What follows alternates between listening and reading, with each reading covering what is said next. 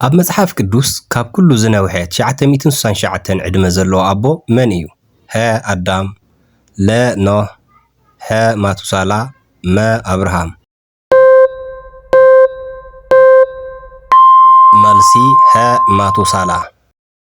ኣብ ሓድሽ ኪዳን ብብዝሒ መልእኽትታት ዝጸሓፈ ሃዋርያ መን እዩ? ሀ ቅዱስ ዮሃንስ፣ ለ ቅዱስ ጴጥሮስ፣ ሀ ቅዱስ ጳውሎስ፣ መ ቅዱስ ያዕቆብ። መልሲ ሀ ቅዱስ ጳውሎስ። ነቢይ ዳንኤል ብሰንኪ እምነቱ ናብ ኣየናይ ጉድጓድ እዩ ተደርቢዩ? ሀ ናብ ጉድጓድ ኣትማን፣ ለ ናብ ጉድጓድ ኣናብስት፣ ሐ ናብ ጉድጓድ ማይ፣ መ ናብ ጉድጓድ ሓዊ።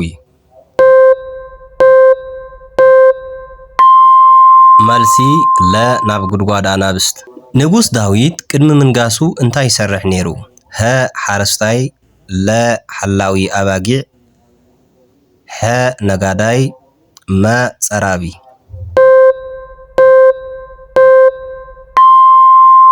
መልሲ ለ ጓሳ ኣባጊዕ።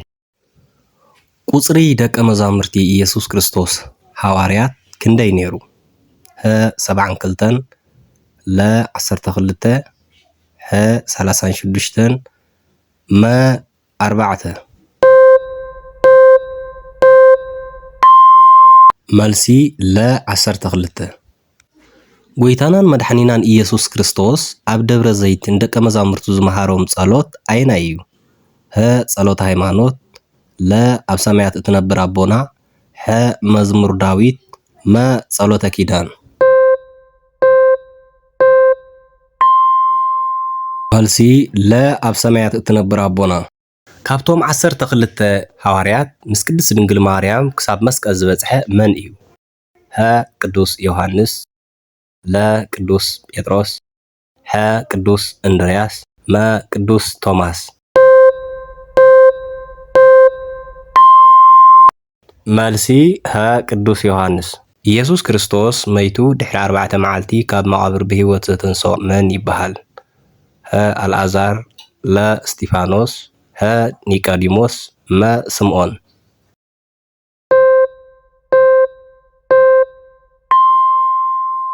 መልሲ ሀ ኣልዓዛር። ጎይታናን መድሓኒናን ኢየሱስ ክርስቶስ ድሕሪ ምጥማቑ ክንደይ መዓልትን ለይትን ኣብ በረኻ ጾመ?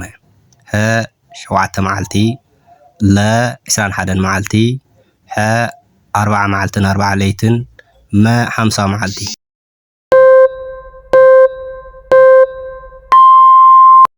መልሲ ሐ 40 ለይትን 40 መዓልትን። ኣብ ብሉይ ኪዳን እግዚኣብሔር ንኣብርሃም መስዋእቲ ገይሩ ክስውኦ ዝኣዘዞ መን ይበሃል? ሀ እስማኤል፣ ለ ይስሐቅ፣ ሐ ያዕቆብ፣ መ ዮሴፍ።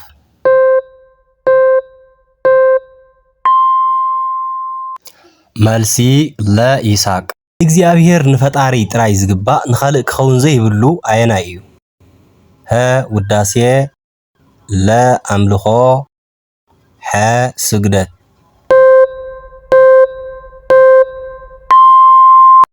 መልሲ ለ ኣምልኾ። ሓደ ሰብ ሓጢኣት እንተገይሩ እንታይ ይወስድ? ሀ ቁርባን፣ ለ ተክሊል፣ ሐ ንስሓ፣ መ ጾም።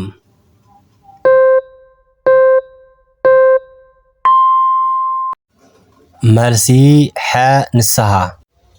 ኣብታ ኖህ ዝሰርሓ መርከብ ክንደይ ሰባት ነይሮም ወይ ክንደይ ሰባት ኣትዮም?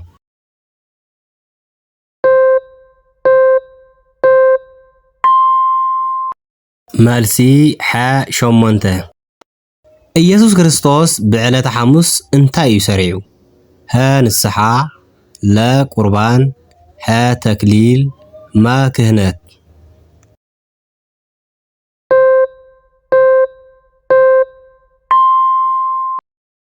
መልሲ ለ ቁርባን። ካብዚኦም ኣየናይ እዩ ዘጽድቕ? ሀ እምነት ጥራይ፣ ለ እምነት ምስ ተግባር፣ ሐ ተግባር ጥራይ፣ መ ብዘይ እምነትን ተግባርን።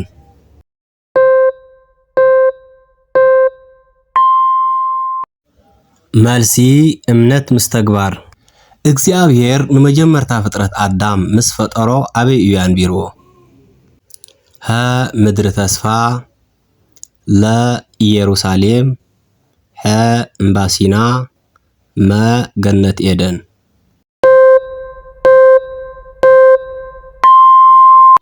መልሲ መ ገነት ኤደን። እግዚአብሔር ንምድርን ሰማይን ኣብ ውሽጠንን ዘሎ ኩሉ ፍጥረታት ብክንደይ መዓልቲ ፈጢርዎ? ሀ 7 መዓልቲ፣ ለ 4 መዓልቲ፣ ሐ 6 መዓልቲ፣ መ 3 መዓልቲ።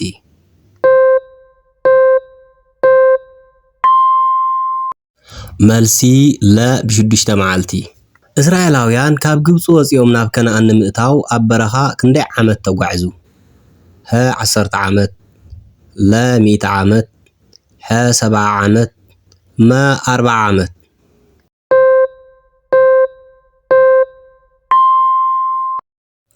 መልሲ ለ 40 ዓመት።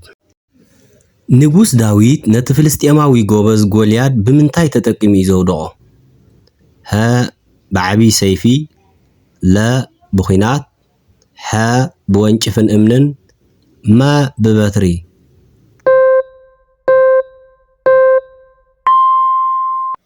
መልሲ ለ ብወንጭፍን ጸጸር እምንን። ኖህ ናብ መርከብ ምስ ኣተወ ማይ ኣይህ ንክንደይ መዓልትን ለይትን ዘነበ?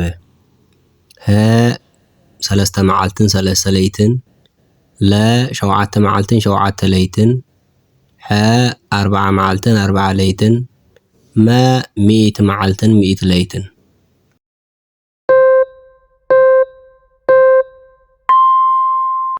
መልሲ 40 መዓልትን 40 ለይትን። ጎይታናን መድሓኒናን ኢየሱስ ክርስቶስ ኣብ ኣየነይቲ ከተማ እዩ ተወሊዱ? ሀ ናዝሬት፣ ለ ኢየሩሳሌም፣ ሐ ቤተልሔም፣ መ ቃና ዘገሊላ።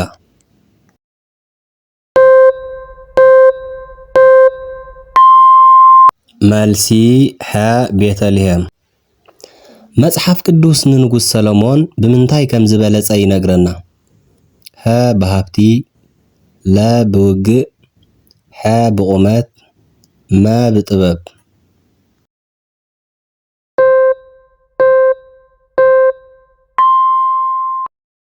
መልሲ መ ብጥበብ። ሙሴ ምስ ሞተ ንህዝቢ እስራኤል ተኪኡ መሪሑ ናብ ምድሪ ከነኣን ዘእተዎም መራሒ መን እዩ? ሀ ካሌብ፣ ለ ሳሙኤል፣ ሐ ኢያሱ፣ መ ኣሮን።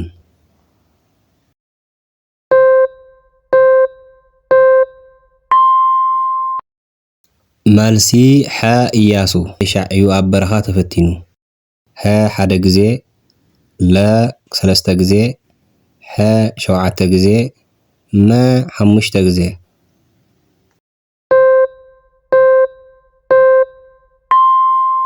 መልሲ ለ 3 ግዜ። ቅዱስ ጳውሎስ ናይ መጀመርታ ስሙ መን እዩ ነይሩ? ሀ ሳውል፣ ለ ሰሎሞን፣ ሐ ስምዖን፣ መ ሳሙኤል።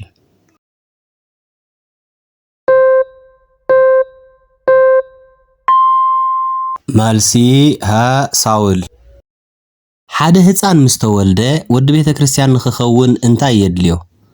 ሀ ንስሓ፣ ለ ጥምቀትን ቁርባንን፣ ሐ ማዕርግ፣ መ ትምህርቲ።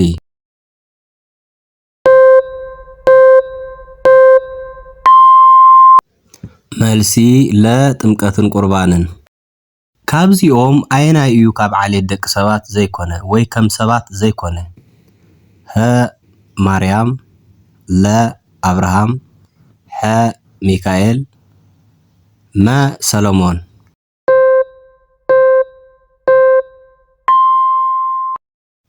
መልሲ ሐ ሚካኤል። ኣብዛ ንነብረላ ዘለና ዓለም እቲ ቀዳማይ ክሳራ እንታይ እዩ ወይ እንታይ ምስ ትኸውን እዩ? ሀ ገንዘብ ምስ ትስእን፣ ለ ትምህርቲ ምስ ትስእን፣ ሐ ካብ ፈጣሪ ምስ ትርሕቕ፣ መ ጥዕና ምስ ትስእን።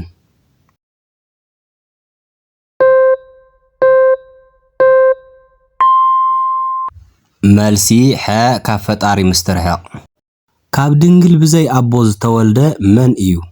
ሀ ሳሙኤል፣ ለ ሳምሶን፣ ሐ ኢየሱስ ክርስቶስ፣ መ ሙሴ።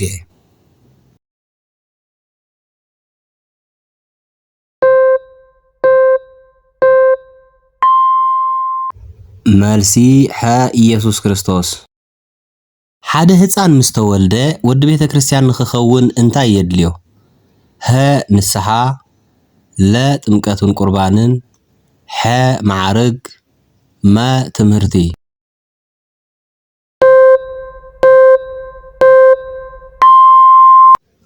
መልሲ ለ ጥምቀትን ቁርባንን። ካብዚኦም ኣክሱም ጽዮን ዝርከበሉ ቦታ ኣየናይ እዩ?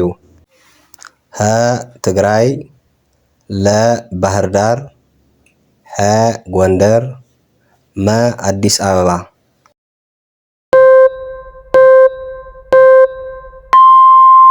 መልሲ ሀ ትግራይ። ካብዚኦም ኣየናይ እዩ ኣብ ኤርትራ ዝርከብ ገዳም? ሀ ደብረ ኣባይ፣ ለ ኣክሱም ጽዮን፣ ሐ ኣቡነ ኣብሳዲ፣ መ ዋልድባ።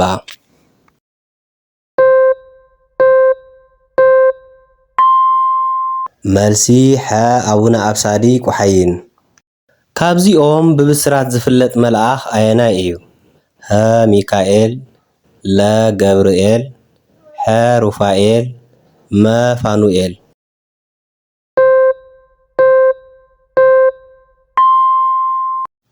መልሲ ለ ገብርኤል። ካብ ሃዋርያት 3 ግዜ ዝኸሓደ ግን ከዓ ብዓብይ ጸጸት ዝተመልሰ መን እዩ? ሀ እንድርያስ፣ ለ ያዕቆብ፣ ሐ ጴጥሮስ፣ መ ቶማስ።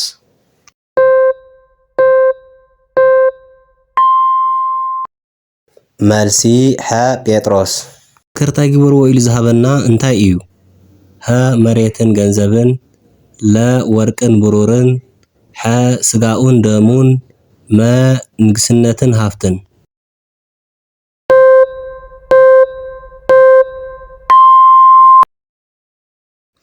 መልሲ ሐ ስጋኡን ደሙን። እግዚአብሔር ኃጢአት ዝገበረ እንታይ ክኸውን ይደልዮ? ሀ ኣኺልዎ ክጠፍእ፣ ለ ምስ ኣረገ ክንሳሕ፣ ሐ ቀልጢፉ ክንሳሕ፣ መ ገንዘብ ክኸፍል።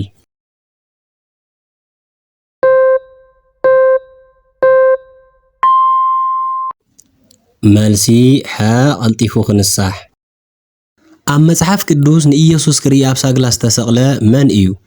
ሀ ኣልዓዛር፣ ለ ሄኖክ፣ ሐ ዘኬዎስ፣ መ ጴጥሮስ።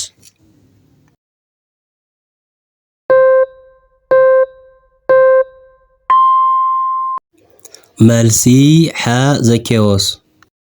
እግዚአብሔር ንመጀመርታ ፍጥረት ኣዳም ክንደይ ኣንስቲ እዩ ፈጢሩሉ? ሀ 7 ኣንስቲ፣ ለ 3 ኣንስቲ፣ ሐ 2 ኣንስቲ፣ መ ሓንቲ ሰበይቲ።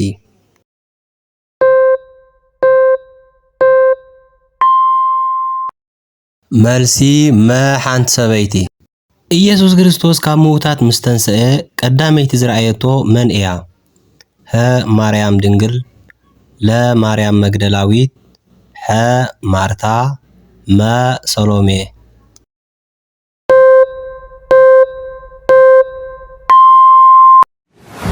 መልሲ ለ ማርያም መግደላዊት። ኣብ መጽሓፍ ቅዱስ ኣቦ እምነት ተባሂሉ ዝጽዋዕ መን እዩ? ሀ ሙሴ፣ ለ ያዕቆብ፣ ሐ አብርሃም፣ መ ዳዊት።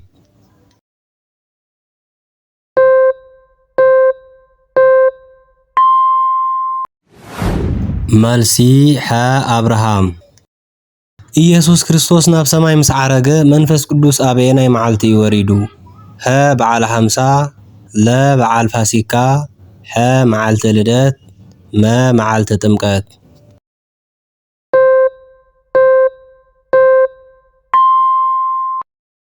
መልሲ ሀ በዓለ 50። ሳምሶን ሓይሉ ኣብ ምንታዩ ነበረ? ሀ ኣብ ኣእዳዉ፣ ለ ኣብ ፀጉሪ ርእሱ፣ ሐ ኣብ ኣእጋሩ፣ መ ኣብ ኣዒንቱ።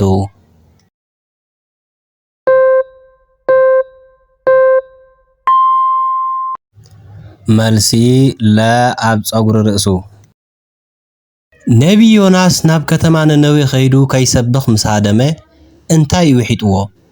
ሀ ዓብይ ዓሳ ለ ገበል ሐ መርከብ መ አንበሳ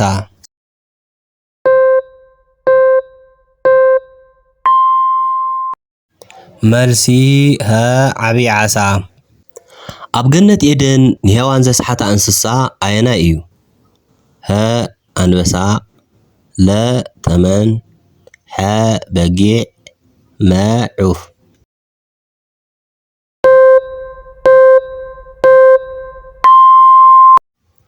መልሲ ለ ተመን ሙሴ 10 ትእዛዛት ዝተቐበለሉ እምባ ኣየናይ እዩ?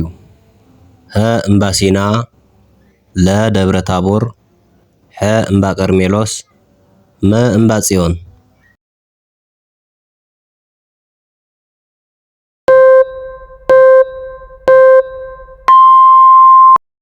መልሲ ሀ እምባ ሲና እግዚአብሔር ንኣብርሃም ናበየናይ ሃገር ክኸይድ እዩ ዝኣዘዞ?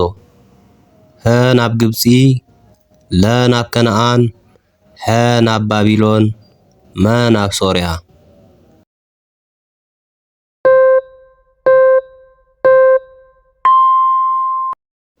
መልሲ ለ ናብ ከነዓን እግዚአብሔር ንሙሴ ኣበየናይ ነገር እዩ መጀመርያ ዝተራእዮ? ሀ ኣብ ደበና ለ ኣብ ህዱእ ንፋስ ሐ ኣብ ነጎዳ መ ኣብ ዝነድድ ቆጥቋጥ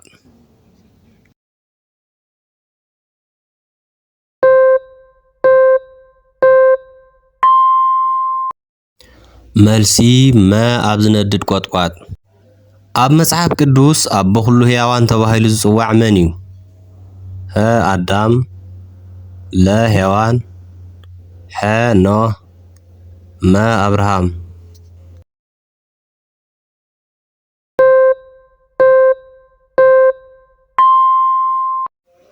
መልሲ ሀ ኣዳም ኣብ ወንጌል ዮሃንስ ምዕራፍ 14 ፍቕዲ 6 ኢየሱስ ክርስቶስ እንታይ ኢሉ እዩ ዝተዛረበ? ሀ መንገዲ ለ ሓቂ ሐ ህይወት መ ኩሉ ዝተጠቕሰ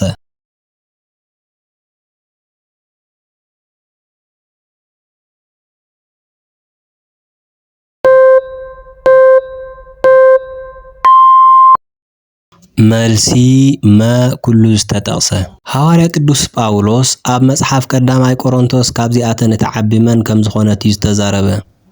ሀ እምነት ለ ተስፋ ሐ ፍቕሪ መ ፍልጠት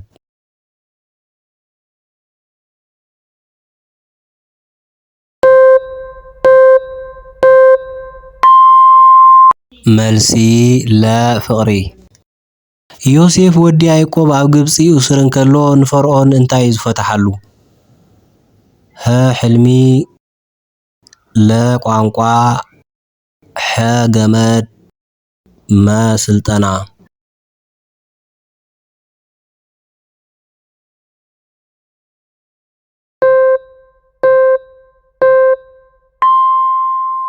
መልሲ ሀ ሕልሚ ኣብርሃም ንይስሐቅ ወዱ ክስውኦ ክኸይድ ከሎ ክንደይ መዓልቲ ተጓዓዘ? ሀ 1 መዓልቲ ለ 2 መዓልቲ ሐ 3 መዓልቲ መ 7 መዓልቲ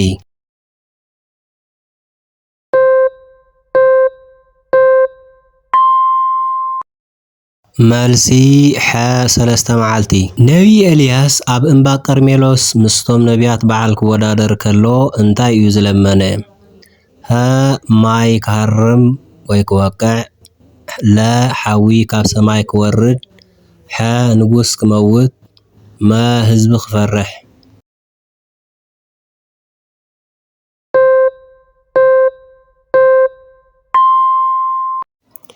መልሲ ለ ሓዊ ካብ ሰማይ ክወርድ ኢየሱስ ክርስቶስ ነቲ ብዕውር ዝተወልደ ከሕውዮ እንከሎ ኣዒንቱ ብምንታይ እዩ ዝለኸዮ? ሀ ብማይ ለ ብጸብሪ ሐ ብዘይቲ መ ብትንፋስ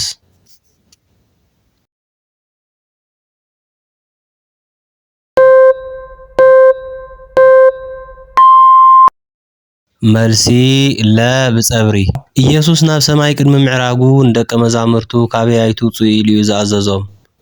ሀ ናዝሬት፣ ለ ገሊላ፣ ሐ ኢየሩሳሌም፣ መ ይሁዳ።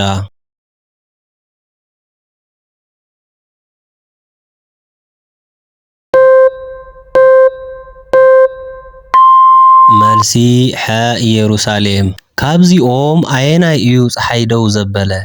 ሀ ካህን ኣሮን፣ ለ አብርሃም፣ ሐ ኢያሱ፣ መ ዮሴፍ።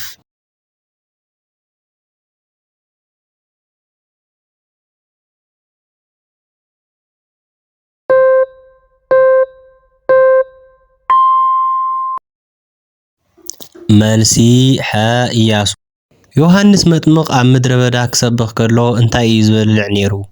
ሀ ኣንበጣን መዓር በረኻን፣ ለ እንጌራን ዓሳን፣ ሐ ስጋን ወይንን፣ መ ኣሕምልትን ፍራፍረን።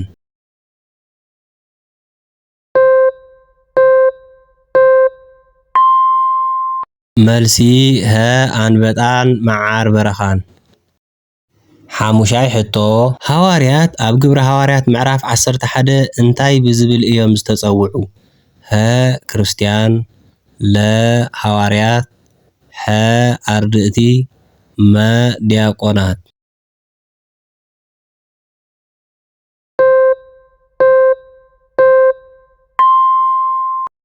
መልሲ ሀ ክርስቲያን። ኢየሱስ ክርስቶስ ቀዳማይ ተኣምራቱ ኣብ ቃና ዘገሊላ ዝገበሮ እንታይ እዩ ነይሩ? ሀ ንድውያት ኣሕዊዩ፣ ለ ማይ ናብ ወይኒ ቀይሩ።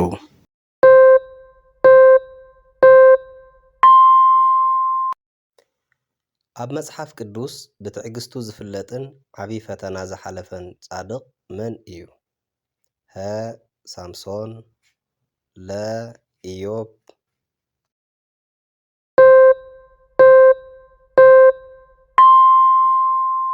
ሙሴ ንህዝቢ እስራኤል ካብ ግብፂ መሪሑ ምስ ወፀ ቀይሕ ባሕሪ ንምኽፋል እንታይ እዩ ተጠቂሙ? ሀ ሰይፊ፣ ለ በትሪ፣ ሐ እምኒ፣ መ ወርቂ።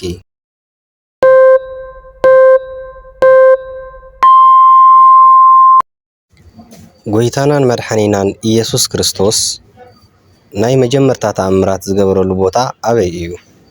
ሀ ኣብ ኢየሩሳሌም፣ ለ ኣብ ናዝሬት፣ ሐ ኣብ ቃና ዘገሊላ፣ መ ኣብ ቤተልሔም።